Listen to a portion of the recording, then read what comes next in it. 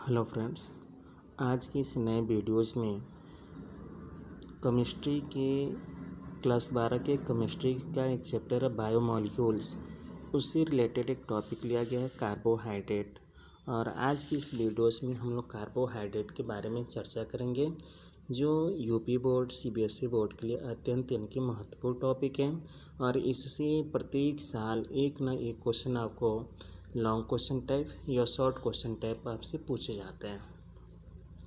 तो dear students, पहले हम लोग ये जानते हैं कि जो कार्बोहाइड्रेट है that is a type of food materials, एक फूड्स का न्यूट्रिएंट्स है जिसको यानी कि हम क्या कहते हैं, कार्बोहाइड्रेट कहते हैं। कार्बोहाइड्रेट को पहले जानने से पहले थोड़ा सा हम लोग भोजन के बारे में भी जान लेते हैं। भोजन यानी कि एक ऐसे खाद्य पदार्थ होते हैं जिनको ग्रहण करने से शरीर में ऊर्जा प्राप्त होती है, डेट गिव अस एनर्जी, और कोशिकाओं की मरम्मत करते हैं। जो कोशिकाएं किसी कारणवश डैमेज हो जाती हैं, निष्क्रिय हो जाती हैं, उसका ये क्या करते हैं, मरम्मत करते हैं, नई कोशिकाओं का निर्माण करते हैं। उसके बाद से शरीर में मदद करने का भी, शरीर को यानी कि वृद्धि में मदद करने का भी कार्य करते हैं, मतलब help in growth. And that also यानी कि प्रोटेक्ट फ्रॉम द डिजीज़, ये विभिन्न प्रकार की जो बीमारियां होती हैं उनसे सुरक्षा प्रदान करने का भी कार्य करते हैं। तो उसे हम क्या कहते हैं, भोजन कहते हैं। मतलब भोजन को कहा गया, डिफाइन किया गया कि ऐसे खाने वाले पदार्थ जिनको ग्रहण करने से शरीर में ऊर्जा प्राप्त होती है और कोशिकाओं की मरम्मत होती है, शरीर में वृद्धि में सहायक होते हैं, और ये विभिन्न प्रकार की बीमारियों से हमें क्या करते हैं, सुरक्षा प्रदान करते हैं। अब आजकल जो भोजन है दो प्रकार का होता है। एक आपका जंक फूड जिसको फास्ट फूड कहते हैं, और एक नॉर्मल फूड जो हम लोग इनकी ग्रहण करते हैं। जंक फूड लेने से बॉडी में किसी भी प्रकार की एनर्जी जनरेट नहीं होती है, वो बॉडी के लिए कार्सिनोजेनिक होता है, विभिन्न प्रकार के रोग उत्पन्न करते हैं। जैसे चाउमीन, बर्गर, पिज़्ज़ा, ये सभी चीज़ें आपके फास्ट फूड या कार्सिनोजेनिक फूड होते हैं। दूसरे शब्दों में देखा जाए तो यानी कि जितने भी नॉर्मल हम लोग फूड्स लेते हैं, ठीक है, उस नॉर्मल फूड्स में यानी कि जो पर्टिकुलर फूड्स न्यूट्रिएंट्स होने चाहिए, पोषक पदार्थ जो शरीर के लिए आवश्यक होते हैं, उनमें 7 टाइप ऑफ के फूड न्यूट्रिएंट्स होते हैं, जिनको 2 यानी कि पार्ट्स में डिवाइड कर दिया गया है। एक आपका होता है ऑर्गेनिक फूड, और दूसरा जो होता है इनऑर्गेनिक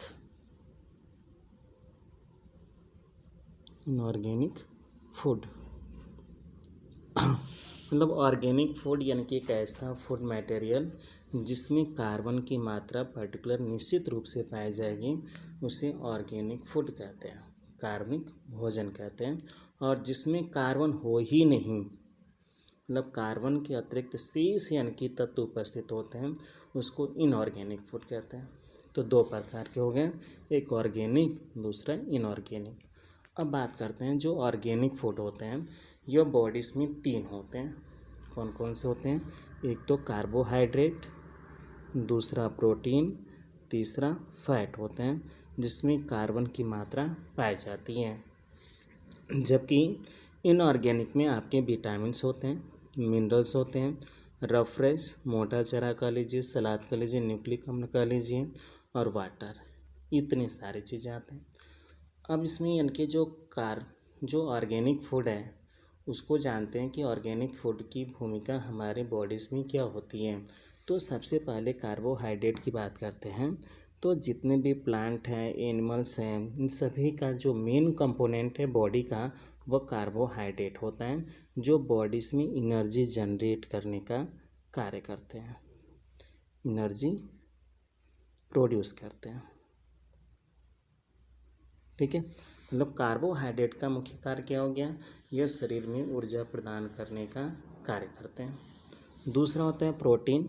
अगर बॉडीज़ में प्रोटीन की मात्रा कम हो जाती है तो कम होने के कारण क्या होती है, प्रॉपर मात्रा में बॉडी में ग्रोथ नहीं होती है और मसल्स का फॉर्मेशन नहीं होता है, इसलिए से बॉडी बिल्डिंग्स फूड कहते हैं, बॉडी बिल्डिंग फूड के नाम से जाना जाता है। फैट जो होता है ये भी एक प्रकार का कार्बोहाइड्रेट होता है, लेकिन कार्बोहाइड्रेट की तुलना में फैट के अंतर्गत जो ऑक्सीजन की मात्रा कम होती है, तो ये भी एक प्रकार के एनर्जी देने वाले ही क्या हैं, फूड न्यूट्रिएंट्स हैं, मतलब that give us energy in the bodies. ये बॉडीज़ में किसका फॉर्मेशन करते हैं, तो एनर्जी का फॉर्मेशन करते हैं। अगर बॉडीज़ में फैट की मात्रा अधिक हो जाती है तो इससे आपको ओबेसिटी मतलब मोटापा रोग हो जाता है। तो ये तो रहे आपके ऑर्गेनिक फूड, जिसमें कार्बोहाइड्रेट और फैट एनर्जी देते हैं और प्रोटीन जो होती है शरीर की कोशिकाओं को मरम्मत करती है। इसके पश्चात हम लोग इधर आते हैं दूसरा जो पार्ट है, ये पार्ट में यानी कि विटामिन्स, मिनरल्स, रेफ्रेज और एक और आता है वाटर। तो फ्रेंड्स एंड डियर स्टूडेंट्स, जो यानी कि विटामिन्स और मिनरल्स होते हैं जैसा कि पिछली वीडियोस में बताया गया था कि अगर बॉडी में इसकी कमी हो जाती है विटामिन्स की तो डिफिशियंसी डिजीज़ क्रिएट हो जाते हैं। साथ साथ तो पिछली वीडियोस में आपसे कहा गया था कि विटामिन जो होते हैं अगर इसकी मात्रा कम हो जाती है तो डिफिशियंसी डिजीज़ उत्पन्न करते हैं। उसी तरह से मिनरल्स की भी मात्रा कम या अधिक हो जाती हैं तो ये रोग उत्पन्न करने का कार्य करते हैं। इसलिए दोनों जो यानी कि फूड न्यूट्रिएंट्स हैं, चाहे वो आपका यानी कि विटामिन्स हुआ या मिनरल्स हो गए, दोनों को प्रोटेक्टिव फूड्स के नाम से जाना जाता है। मतलब ये विभिन्न प्रकार की बीमारियों को सुरक्षा प्रदान करने का कार्य करते हैं। जो अगला है, ठीक है, रेफ्रेज, जिसको न्यूक्लिक अम्ल भी कहते हैं, और न्यूक्लिक अम्ल को भी परस्पर आपको किस में रखा गया है, तो ये ऑर्गेनिक फूड में रखा गया है, ऑर्गेनिक फूड में रखा गया। तो जो ऑर्गेनिक फूड यानी कि ये आपका मोटा चारा सलाद होता है जो इंटेस्टाइन क्लीनर का काम करता है। यह बॉडीज़ में क्या करते हैं, विभिन्न प्रकार के जो हम लोग फूड्स लेते हैं वह यानी कि फूड्स को कंप्लीट रूप से डाइजेस्ट करने के पश्चात यह एब्जॉर्प्शन के लिए क्या करते हैं, रिस्पॉन्सिबिलिटीज़ प्रदान करते हैं। लास्ट आपका बच गया वाटर। तो गाइस वाटर जो होता है यानी कि फूड न्यूट्रिएंट्स की तुलना में हम लोग अधिक लेते हैं, लेकिन बॉडीज़ में यानी कि वाटर से हमें कोई एनर्जी प्राप्त नहीं होती। लेकिन क्या कारण है कि भोजन की तुलना में जल की मात्रा अधिक ली जाती है। तो इसका आंसर आप कमेंट के द्वारा ज़रूर बताएंगे। अगर नहीं पता होगा तो भी कमेंट करेंगे तो हम इसको बता देंगे, ठीक है। तो ये आपका क्वेश्चन रहा, आप इस क्वेश्चन का रिप्लाई जल्द से जल्द करेंगे। परस्पर हम लोग टॉपिक पे आते हैं। कार्बोहाइड्रेट जो यानी कि इंटरमीडिएट की एक मेन टॉपिक है केमिस्ट्री की, जो हर साल ये एक लॉन्ग क्वेश्चन में 4 मार्क्स में पूछे जाते हैं। सीबीएसई में 5 मार्क्स में पूछे जाते हैं। क्वेश्चन ऐसे पूछा जाता है कि what is the carbohydrate and what is their the classification, मतलब कार्बोहाइड्रेट कहते किसे हैं और इसकी वर्गीकरण क्या है, प्रत्येक यानी कि भाग का डिस्क्रिप्शन करना होता है। तो फ्रेंड्स जैसा इसका नाम ही है कार्बो प्लस हाइड्रेट, ये ग्रीक वर्ड है जिसको हम तोड़ दिए कार्बन प्लस हाइड्रेट।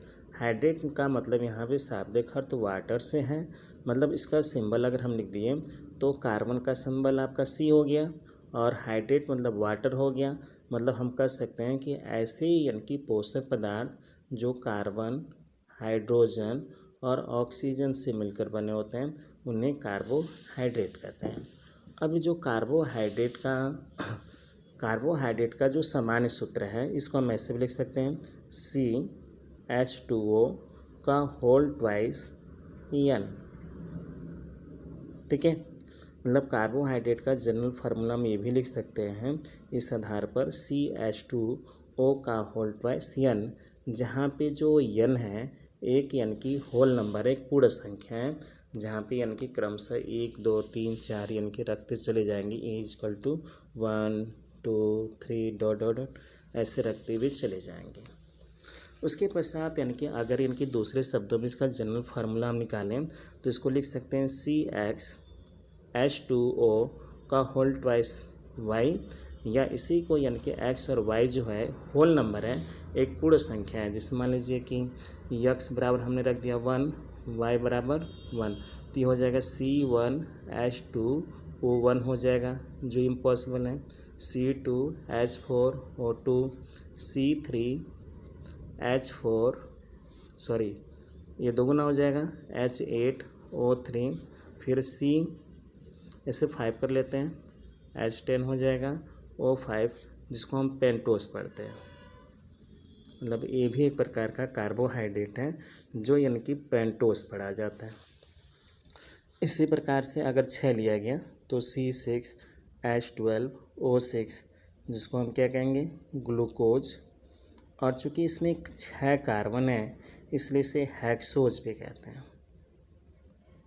ठीक है, मतलब कार्बोहाइड्रेट का जो यानी कि क्लासिफिकेशन, मतलब कार्बोहाइड्रेट को आपको बताया गया कि मतलब ऐसे कंपाउंड या ऐसे यानी कि न्यूट्रिएंट्स होते हैं जो कार्बन, हाइड्रोजन और ऑक्सीजन से मिलकर बने होते हैं, जिनका जो रेशियो होता है, ठीक है, अगर यानी कि कार्बन, हाइड्रोजन और ऑक्सीजन का रेशियो देखा जाए तो यहाँ पे रेशियो आपका मिल जाता है 1:2:1, मतलब 1 कार्बन 2 हाइड्रोजन और 1 ऑक्सीजन है। ठीक है, अगर यानी कि इसको दूसरे शब्दों में यानी कि वाटर का वही रेशियो होता है जो कार्बोहाइड्रेट में भी पाया जाता है, मतलब दोनों का सेम फार्मूला होता है कार्बोहाइड्रेट का। तो कार्बोहाइड्रेट यानी कि प्लांट और एनिमल का यानी कि मेन कंपोनेंट होता है, मुख्य भाग होता है उनके शरीर का। तो जो कार्बोहाइड्रेट है, कार्बोहाइड्रेट को दूसरे शब्दों में हम सेकेराइड्स कहते हैं। क्या कहेंगे इसको, सेकेराइड्स। सेकेराइड्स का शाब्दिक अर्थ होता है यानी कि ग्रीक वर्ड है और इसका अर्थ होता है टू स्वीट, मतलब अत्यंत मीठा होता है। मतलब नेचर में जितने भी आपके सेकेराइड्स मिलते हैं जो स्वाद में कैसे होते हैं, मीठे होते हैं, ये सभी आपके कार्बोहाइड्रेट होते हैं। तो स्टूडेंट्स यानी कि जो कार्बोहाइड्रेट है तो इसमें दर्शाया गया है कि ऑन द बेसिस ऑफ यानी कि हाइड्रोलिसिस, कार्बोहाइड्रेट के हाइड्रोलिसिस के आधार पर, मतलब जलीय अपघटन और जलीय अपघटन के पश्चात मिलने वाले जो यानी कि आपके ग्लूकोज मॉलिक्यूल हैं उसके आधार पर ये इनको 3 भागों में डिवाइड किया गया है। एक तो मोनोसेकेराइड्स, दूसरा ओलिगोसेकेराइड्स और तीसरा पॉलीसेकेराइड्स। स्टूडेंट्स जब आप बायो में पढ़ रहे थे, ठीक है, तो बायोलॉजी में इसको यानी कि अलग भाग बना दिया गया था। ठीक है, जिससे क्या क्या बना दिया गया था, जैसे ओलिगोसेकेराइड्स को लिखा गया था आपका डाइसेकेराइड्स, फिर ट्राइसेकेराइड्स और टेट्रासेकेराइड्स। ठीक है, तो यानी कि इसमें जो कार्बोहाइड्रेट के हाइड्रोलिसिस पे इसको बनाया गया। तो यानी कि सबसे पहले हम बात करते हैं मोनोसेकेराइड्स की। ठीक है, मोनोसेकेराइड्स है क्या, तो ऐसे सेकेराइड्स या ऐसे कार्बोहाइड्रेट जिनका हाइड्रोलिसिस नहीं हो पाता है, यानी कि it is the so simple, ये बहुत ही साधारण आपके क्या होते हैं, सेकेराइड्स होते हैं। मतलब इसका जलीय अपघटन नहीं हो सकता। जैसे कौन कौन हो सकते हैं, तो ग्लूकोज है, ठीक है, फ्रक्टोज है, ये सबसे सिंपल यानी कि आपके क्या होते हैं, सेकेराइड्स होते हैं। इसके पश्चात ओलिगोसेकेराइड्स, मतलब ऐसे सेकेराइड्स होते हैं जिसके हाइड्रोलिसिस से लगभग, ठीक है, मतलब मोर देन 2 से लेकर 10, ठीक है, मतलब 2 से 10 यानी कि आपके मोनोसेकेराइड्स के अणु प्राप्त होते हैं, तो उसको क्या कहेंगे, ओलिगोसेकेराइड्स कहेंगे। और तीसरा होता है पॉलीसेकेराइड्स। पॉली का मतलब होता है एनॉर्मस, मतलब बहुत अत्यधिक, यानी कि मोनोसेकेराइड्स होते हैं। और ये सभी मोनोसेकेराइड्स होते हैं, हम कह सकते हैं पॉलीसेकेराइड्स। जनरली इसका हाइड्रोलिसिस नहीं हो पाता है और ये ह्यूमन में इसकी डाइजेशन भी कुछ ऐसे पॉलीसेकेराइड हैं जिसका नहीं हो पाता है। तो इसके हाइड्रोलिसिस से जनरली इसको गर्म करना पड़ता है 100 से लेकर, ठीक है, ये यानी कि आपके 10,000, 1,00,000, 10,00,000 इतने यानी कि आपके मॉलिक्यूल्स क्या होते हैं, प्राप्त होते हैं।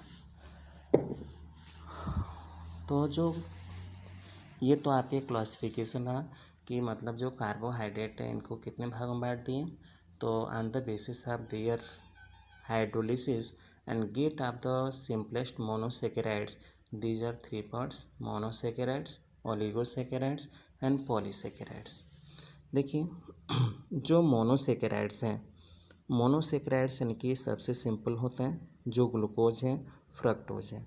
थोड़ा सा हम लोग बात करते हैं नॉमेनक्लेचर की।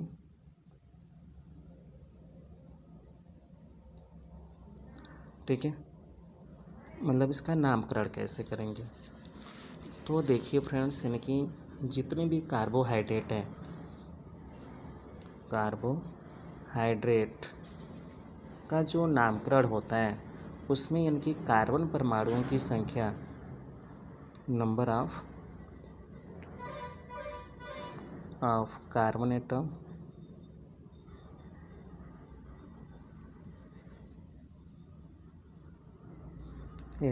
प्लस OS ही लगा देते हैं। ठीक है, जैसे मान लीजिए कि आपका क्या हो गया, C3 हो गया। ठीक है, तो इसके लिए क्या लिखेंगे, 3 के लिए लिखते हैं ट्राई, क्या लिखते हैं, ट्राई, OS ही जोड़ देंगे, मतलब ट्राईओज हो गया। C के लिए 4 लिखते हैं, तो इसके लिए क्या लिखेंगे, टेट्रोस। उसी तरह से C5 है, तो इसके लिखेंगे पेंटोस। C6 है, तो इसके लिए क्या लिखेंगे, C हेक्सोज। C7 है, तो हेप्टोज। C8 है, तो ऑक्टोज। C9 है, तो नाइट्रोज, नैनोज। तो लास्ट में हम क्या जोड़ रहे हैं डियर स्टूडेंट, OS शब्द जोड़ करके इनका IUPAC नामकरण तैयार कर लिए। ठीक है, तो ग्लूकोज का यानी कि हम लोग जो नामकरण करते हैं, तो ग्लूकोज और फ्रक्टोज 2 चीज़ें होती हैं। ठीक है, जिनका ग्लूकोज और फ्रक्टोज, ठीक है, जिसका जो मॉलिक्यूलर फार्मूला है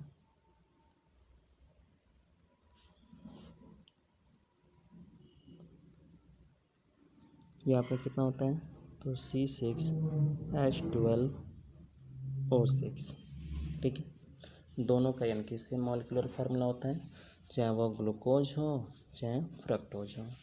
इसका सामान्य सूत्र भी वही होता है। ठीक है, सामान्य सूत्र अगर लिखना हो तो लिख सकते हैं,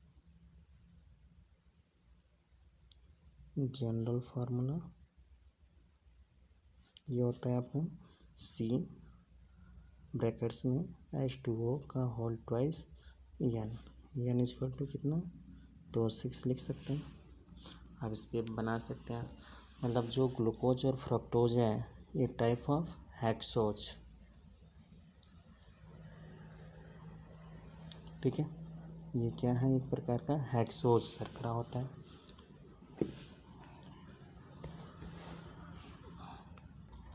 लेकिन दोनों की संरचना जो सूत्र होती है दोनों में अंतराल होता है। जैसे ग्लूकोज का देख लीजिए, तो उसका लिखते हैं CHO। ठीक है, फिर CHO ये जोड़ दीजिए, 6 कार्बन होंगे, तो 1 2 3 4 5 6 CH2OH। यहाँ पे OH हो भी जाएगा, इधर OH, फिर इधर H।